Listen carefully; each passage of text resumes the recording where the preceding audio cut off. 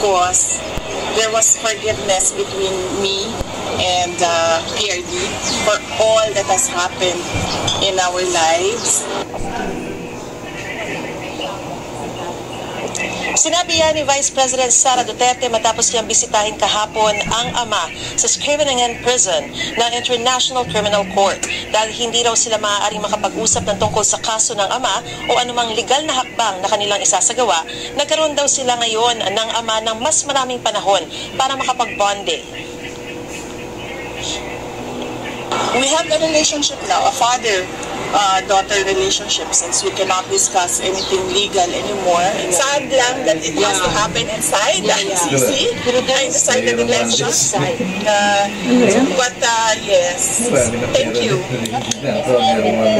Na yan, naawas Sa kauna-unahang pagkakataon, sabay-sabay silang bumisita ng kapatid na si Veronica at ni Hanilad Abansanya, ang common law wife ng dating Pangulo. Ang sa bongbong. I was updating him with the situation with our families, and is happy to hear that we are all doing well, that we are all okay, that we are continuing to pray for him. And ngayon, mga positive things lang. We are telling him things that will uplift his spirit and things that will give him strength while he is inside.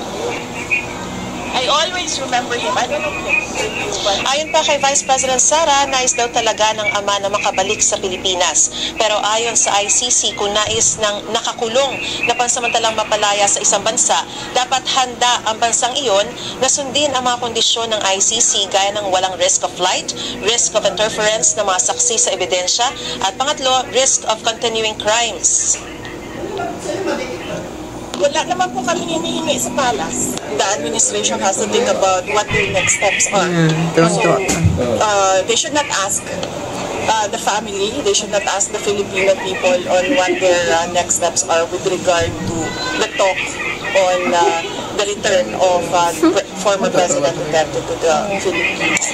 Maybe when they decided, if ever they will decide what their next steps are, if ever it is even discussed inside the halls of the palace, they can tell us what their plans are, what the government intends to do with the return of President Duterte.